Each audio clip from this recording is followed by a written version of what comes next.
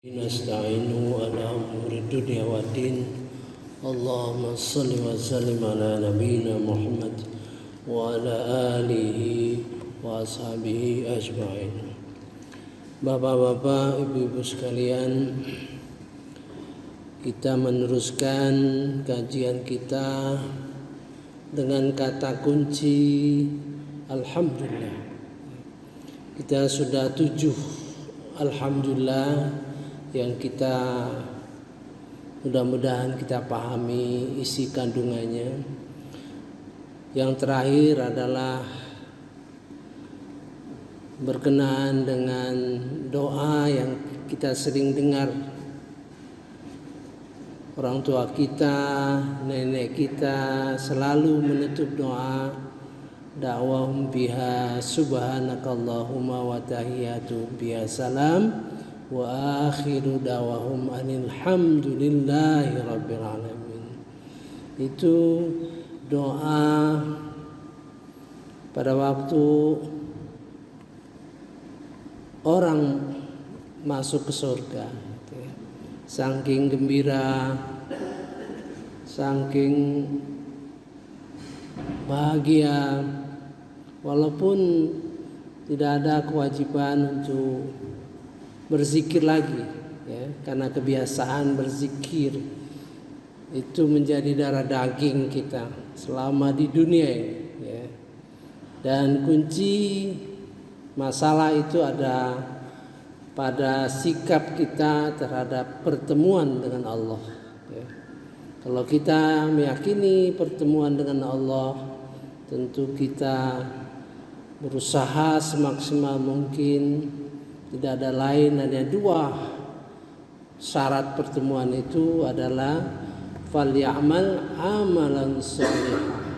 1, falyamal amalan sholihah, beramal yang paling bermutu, paling berkualitas, ya. Jadi ujian bagi kita adalah di dalam surah Al-Mulk, ya, alladzi khalaqal mauta wal haya liyabluwahum ayyuhum ahsanu amala. Liyabluwakum, ya, ya, bukan hum. Kalau hum itu di dalam surah Kahfi, ya. Untuk menguji kalian, kamu, liyabluwakum ayyukum ahsanu amala. Siapa yang beramal paling baik.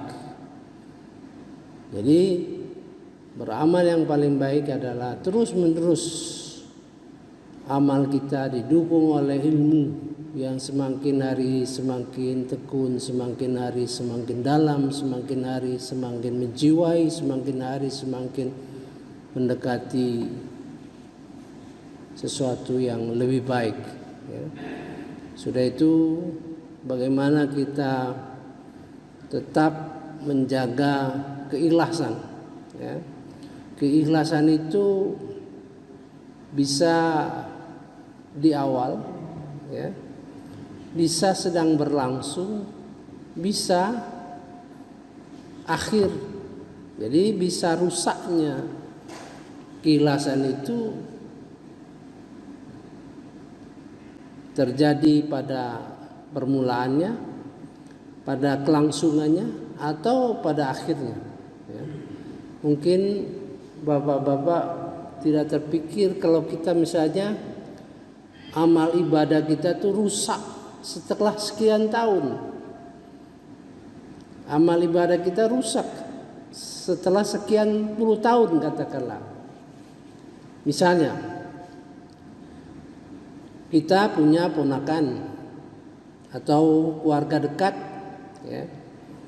Pada waktu dia yatim, kita sekolahkan, kita cukupi seperti anak kita sendiri, ya. Dan kita masih kuat. Tapi setelah dewasa dia jadi orang, mungkin karena kesibukan atau lain sebagainya, dia lupa dengan kita, ya, dengan lupa dengan pamannya, lupa dengan siapa yang membantu dia sekolah, sehingga tidak pantas dia sampai melupakan dan tidak memberi bantuan, dan terlontar dari mulut kita,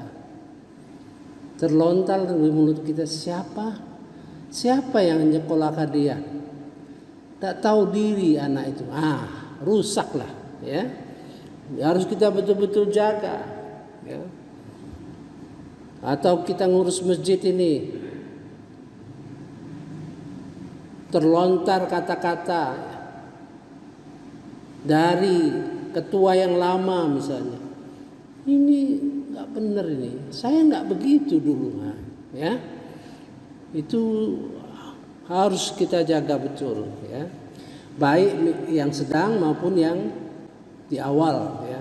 Tapi banyak kerusakan karena di akhir, ya.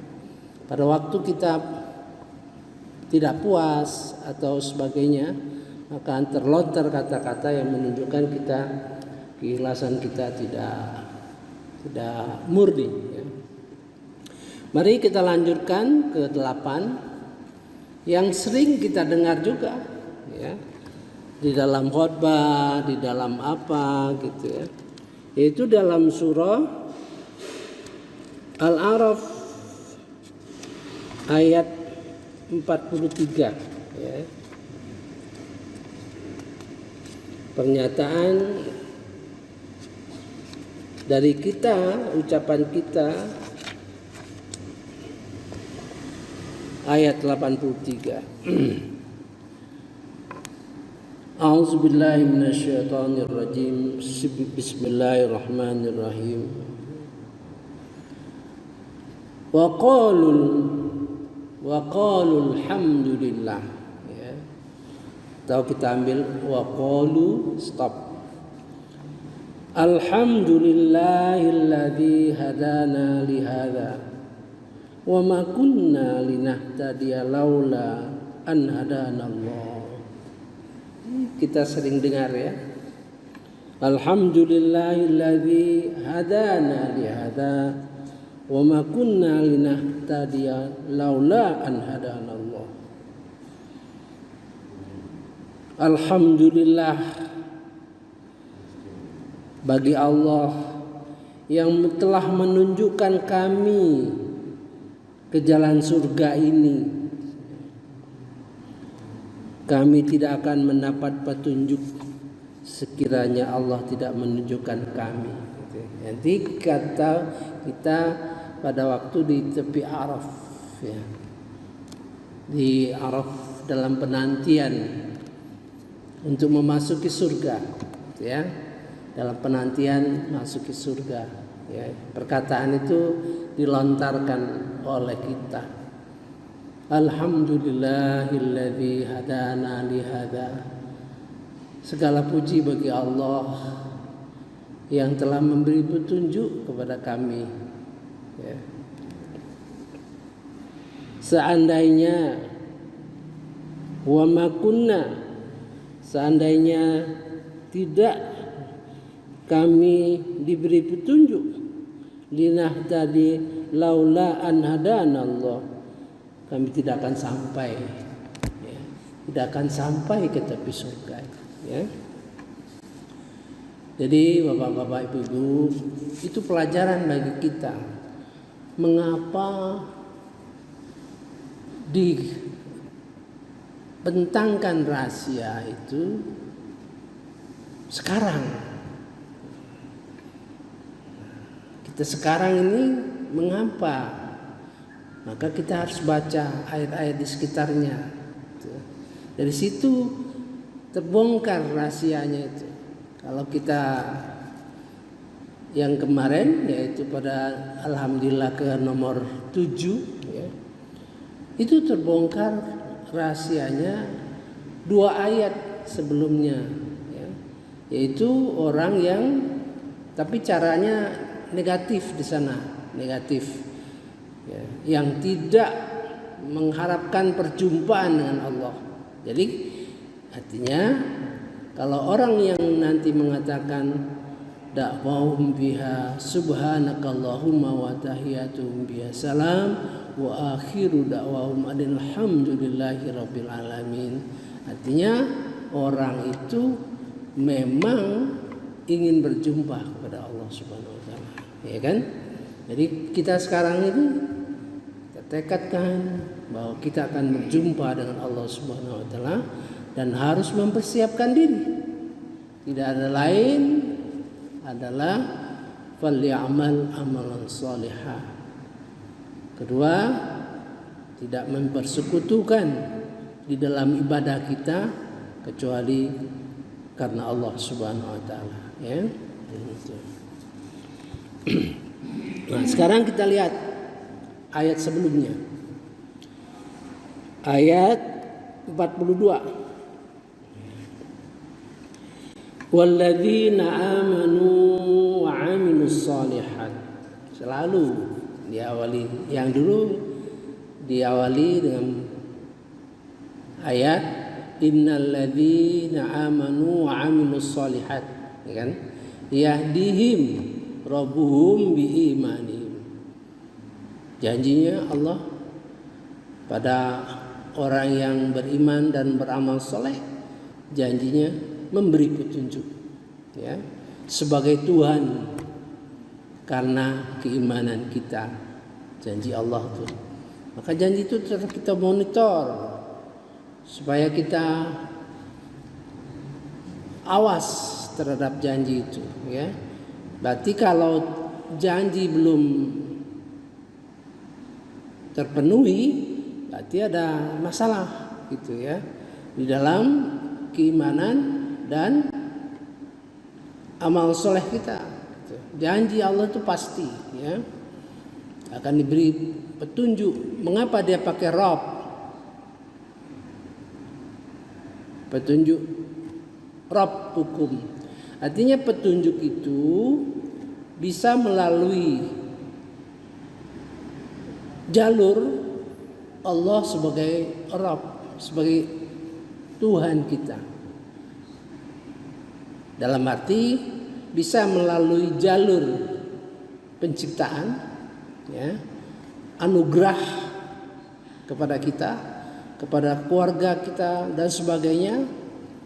Bisa melalui tarbiyah, fungsi Allah Subhanahu wa taala dalam memberikan pendidikan kepada kita. Bisa melalui jalur rezeki, ya, segala yang diberikan kepada kita. Jadi sebagai Rabb. Ada yang di dalam surah Az-Zumar itu Allah itu. Jadi orang berilmu, ya, orang berilmu itu dia senang kepada yang belajar, banyak tahu, ya, semangat untuk mempelajari. Kalaupun ada perbedaan, dia tidak terlalu mempersoalkan itu. Yang penting bagi dia dipelajari sebaik-baiknya. Kemudian dia bentangkan ini yang terbaik menurut dia, ya. Dan sebenarnya orang yang seperti itu sudah diberi petunjuk oleh Allah Subhanahu wa taala. Dan di situ pakai Allah, ya. Ini sebagai Rabb. Kita kembali ke walladzina amanu wa 'amilus shalihat la nukallifu nafsan illa wus'aha. Ini kuncinya ini, ya. La nukallifullah la yukallifu nafsan illa wus'aha. Kami tidak membebani seseorang kecuali sekadar kemampuannya. Ulaika ashabul jannah hum fiha khalidun. Jadi menyadari kemampuan, ini penting ini.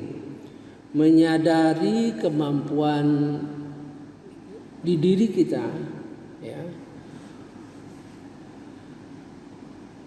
Bagaimana kita menggunakan kemampuan ada pada diri kita itu maksimal, ya. Itu ini penting ini.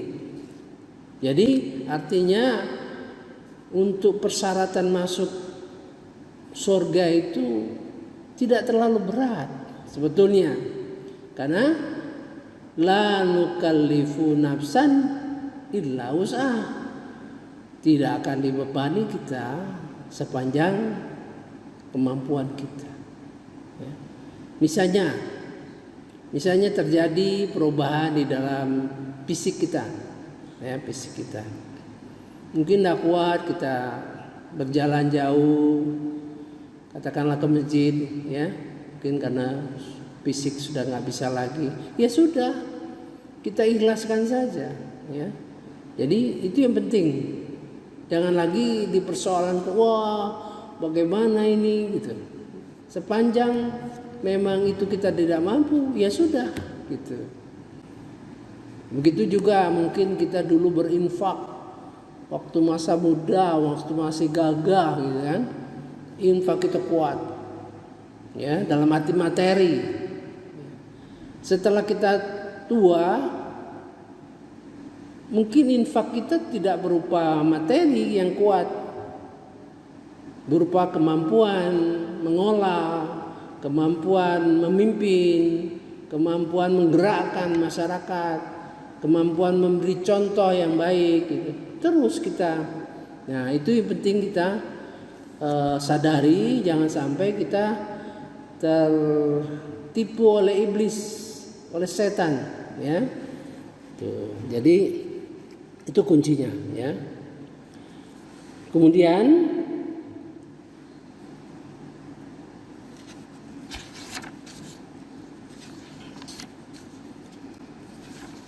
ayat yang selengkapnya, wa naza'na ma fi sudurihim min ghillin tajri min tahtihal anhar, dan kami cabut rasa dendam, rasa iri dari dalam dada mereka, di bawahnya mengalir sungai-sungai. Mereka berkata alhamdulillah dan seterusnya. Nah ini perlu kita renungkan, ya. Mengapa ada statement wa naza'na ma fi sudurihim min ghillil, dari kedengkian, dari dendam di dalam hati itu dicabut. Jadi kalau di surga nanti nggak ada lagi. Kalau pemahaman saya ini mensyaratkan bahwa kita untuk masuk surga dalam kaitan ayat ini adalah menghilangkan sifat-sifat yang tidak terpuji. Sejak sekarang, ya, nggak boleh iri, nggak boleh sombong, ya kan? Tidak berbohong. Nah, tidak boleh tinggi hati, gitu. Semua itu harus ada ilmunya, ya. Yang telah saya sampaikan kemarin berkenaan dengan sifat ibadur rahman. Kalau orang mengatakan sesuatu, dia katakan salam. Nah, dia katakan salam.